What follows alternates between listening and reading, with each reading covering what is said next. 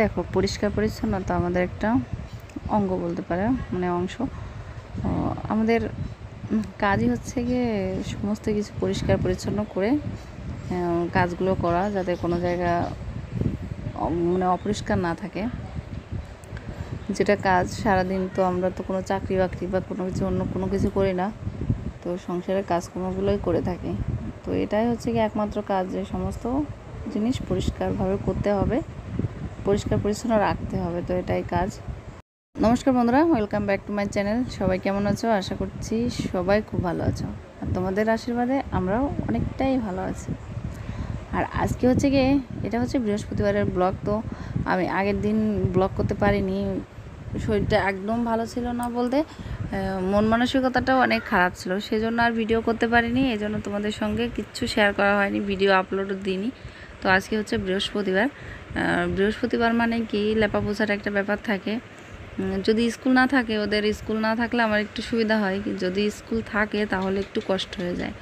তো সেই জন্য দেখো, আজকে কিন্তু একদম 4:30 বাজতে বাজতে ঘুম থেকে উঠে পড়েছি, কারণ উঠান বাড়ি লেপার কাজ করতে গেলে না অনেকটা সময় লেগে যায়। তো সেই জন্য অনেক ভোর ভোর ঘুম থেকে উঠে উঠানটা লেপা শুরু করে দিলাম। তো এগুলো এমন একটা কাজ যে অল্প একটু সময়তে হয় না, আবার একটু সময় হাতে না থাকলেও কাজটা কমপ্লিট হতে চায় না, অনেকটা সময়ের ব্যাপার থাকে। আর যখন স্কুল খোলা থাকে তখন তো আমি কোনোভাবেই পারি না এটা করতে। তার মধ্যে দিয়ে মাঝে মধ্যে একটু আধটু চেষ্টা করি করার, না হলে ঘর দুয়ার এরকম ভালো দেখা যায় না, মাটি টাটি উঠে থাকে, ধুলোবালি ওড়ে। আর লেপা পোছা থাকলে দেখতেও সুন্দর লাগে, আবার ধুলাবালিও কম হয়, যেটা বাস্তব কথা, সেটা বাস্তবিক। ঠিক আছে। আর আজকে যেহেতু বৃহস্পতিবার, সেই কারণে আমার কাজের পরিমাণটা অনেকটা বেশি। আর আজকে ঘুম থেকে উঠেছি অনেক সকালে, না উঠে উঠানটা লেপলাম, এবার চলে আসলাম গোবরের লাঠি দিতে।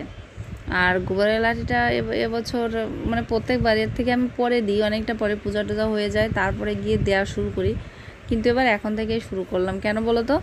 ওই যে নতুন চুলা কেটেছি, সেখানে রান্নাবান্না করতে গেলে না খড়ি টড়ি বেশ লাগছে। তো এখন যদি গোবরের লাঠি দেওয়া শুরু না করি তাহলে অনেক কম হবে আর কি, গোবরের লাঠি বেশি করতে পারবো না। সেজন্যই আর কি এবছর শুরু করে দিলাম। এই যে কেবল এই কটা দিয়েছি, আর আস্তে আস্তে দেবো। এ পাশে ওরা বেশ কিছুদিন আগের থেকেই দিচ্ছে, কিন্তু তখন আমি দিইনি, ভাবছি আজকে দেবো কালকে দেবো করতে করতে ফাইনালি এই আজ 2 দিন হলো দিচ্ছি। তো চলো গোবরের লাঠিগুলো বানিয়ে নিয়ে, এটা বানাতে আগে তো একদমই পারতাম না, তবে এখন দেখো অনেক সুন্দর করে কিন্তু হয়, অনেক সুন্দর হয়। এটা হচ্ছে সবে হচ্ছে শেখার ব্যাপার। কিছু কিছু জিনিস আছে না, হাজার শিখতে চাইলেও শেখা যায় না, আবার কিছু কিছু জিনিস দেখে শেখা যায়। যেমন চাল ঝাড়ার ব্যাপারটা বলি, মানে চাল ঝাড়া, ধান ঝাড়া, এটা আমি কিন্তু ঝাড়া অনেকেই দেখেছি যে কুলো ঝাড়তে, কিন্তু তাদের দেখে দেখে যখন নিজে ট্রাই করি তখন আর হয় না। মানে এটা কি আমি বুঝি না, অন্যান্য কাজ তো দেখে দেখে করতে গেলে সেরকম করেই হয়ে যায়, কিন্তু ওই কাজটা না আমার দ্বারা আর কখনো হলো না, ভালো হলো না, টুকটাক যাই হোক, কিন্তু একদম বাজে হলো। ঠিক আছে। তো যাই হোক, সকালে উঠে কাজই হচ্ছে কি আমাদের এই।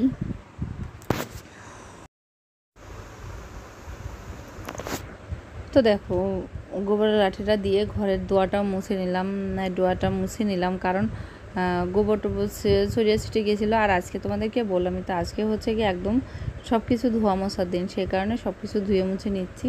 আর এই যে এখানে দেখো, এটা হচ্ছে আমার গরুর খৈল ভিজানোর আর একটা পাতিল বলতে পারে, এর মধ্যে খৈল দেওয়া হয়। নিজেদের খাবারের যেমন যোগান দিতে হয়, তেমন কিন্তু গরুর খাবারের যোগানটাও আমাকে দেখতে হয় বা দিতে হয়। এবার গরুর খাবার তো গেল চলে, নিজেদের খাদ্যের ব্যবস্থাও তো করতে হবে। ঘরে ছিল ধান, তো বৃষ্টির কারণে ধান বানানোই হচ্ছিল না।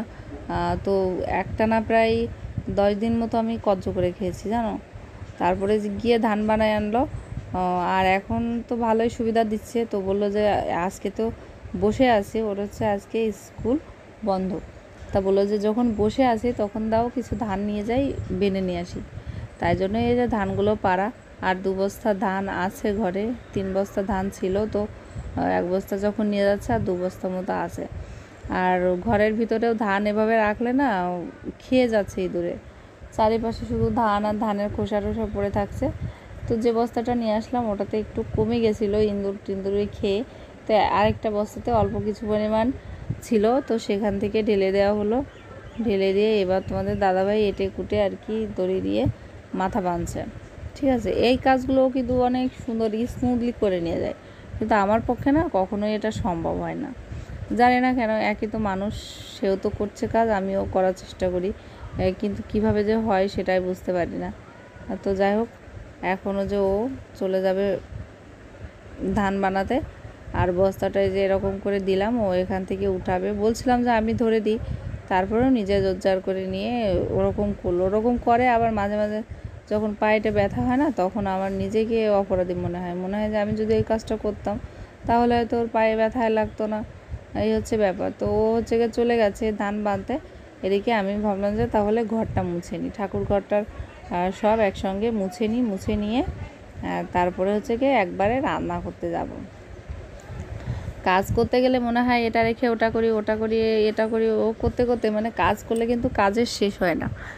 মনে হয় যে এটা করলে হয়তো আর কোনো কাজ থাকবে না, কিন্তু আরও একটা কাজ কিন্তু সামনে এসে ঠিকই হাজির হয়ে যায়। তো যাই হোক, কাজ তো করতেই হবে বলো। আর ভালো থাকতে হলে, বিশেষ করে ভালো থাকতে হলে, সুস্থ সবল থাকতে হলে কাজ আমাদেরকে করতেই হবে। মা কি বানাচ্ছ? এই যে লুচি বানাচ্ছি, আর এই যে এখানে এই যে আলুর তরকারি করলাম আর লুচি বানালাম, এখনো হয়নি। ফুল কাটতে গেছে, এসে খাবে।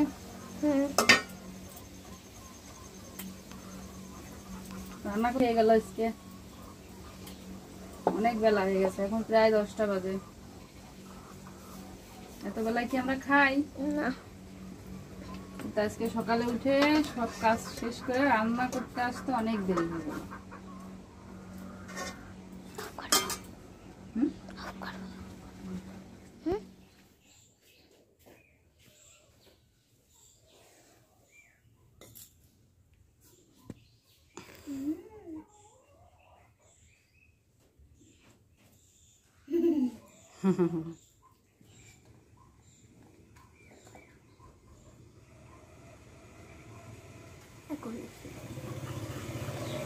খাই না।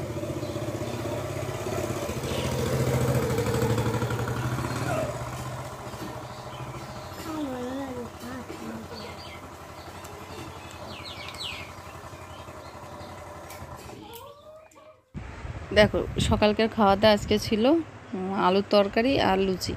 তো আমি আর মেয়ে খেয়ে নিলাম, আর তোমাদের দাদাভাই গিয়েছে বাজারের দিকে, ও আবার একটু চুল কাটানোর জন্য গেল, আর একটা দরকারি কাগজ আনতে গেছে, এখনও আসেনি। এখন কিন্তু 11টা 12টা বাজে। আর এদিকে ওর গানের টিচারও এসছে, কিন্তু দেখো রোদ বেরোচ্ছে, একদম টানা রোদ হচ্ছিল, তার মধ্যে দিয়ে আবার একটুখানি বৃষ্টি হয়ে গেল, বৃষ্টি হয়ে একদম কাদা টাদা করে দিয়ে চলে গেল।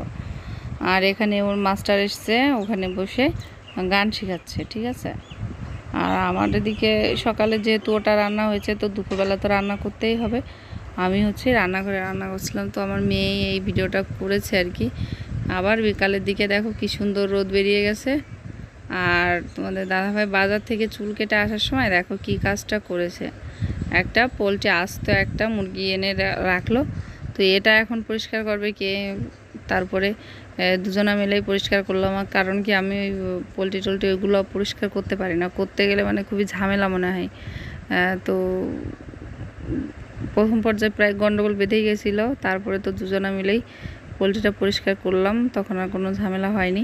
তো কেটে টেটে ওগুলো একদম ফ্রিজ আপ করা হয়ে গেছে।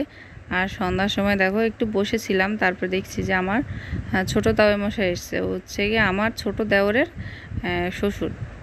তো আমার এই তাওয়াই মশাই অনেক ভালো, যখন বাড়িতে আসে মানে ওনার মেয়ে বাড়িতে আসে, আমার ছোটো জায়ের ওখানে আসে, তখন মানে আমাদের সঙ্গে দেখা না করে উনি কোনো দিন যায় না। অন্য কারো দেখি তো আরও তো আছে, তো তারা এসে একবারে সামনাসামনি মানে মেয়ের ঘরে উঠে বসে থাকে, নিচেও নামে না, কারোর সঙ্গে দেখাও করে না, কথাও বলে না, সে কি একটা। কিন্তু আমার এই তাওয়াই মশাই কখনো দেখিনি, আমি এখন পর্যন্ত আমার নজরে পড়েনি যে উনি বাড়িতে এসে কারোর সঙ্গে দেখা না করে চলে গেছে। ঠিক আছে, এই হচ্ছে গিয়ে ব্যাপার। আর উনি আসলে আমি চেষ্টা করি আমার ঘরে যদি কিছু থাকে, মানে যাই হোক, তার সামনে হালকা পাতলা কিছু খেতে দেওয়ার চেষ্টা করি। তো আজকেও সেরকম বিস্কুট এনেছিল, চানাচুর ছিল, সেই সব দিয়ে চা বানালাম। তো তাই মশাইকে বললাম চা খেতে, প্রথম অবস্থায় তো খেতেই চাইলো না, তারপর যাই হোক মোটামুটি বসলো, বসে একটু চাটা বিস্কুট টিস্কুট দিলাম, সেগুলো খেলো। আর আমিও বসে পড়লাম, সবাই একসঙ্গে বসে পড়ে এখন একটু চাটা খাবো। আর আজকে তোমাদের সঙ্গে এই পর্যন্ত ব্লগটা শেয়ার করলাম। যদি ভালো লেগে থাকে অবশ্যই লাইক কমেন্ট করে দিও। আর যারা নতুন ভিডিওটা দেখছো তারা অবশ্যই সাবস্ক্রাইব করে আমাদের সঙ্গে থেকো, ঠিক আছে? তো চলো, সবাই ভালো থেকো, সুস্থ থেকো, সাবধানে থেকো। আবার একটা নতুন ব্লগে, সুন্দর একটা ব্লগ নিয়ে তোমাদের সামনে চলে আসবো।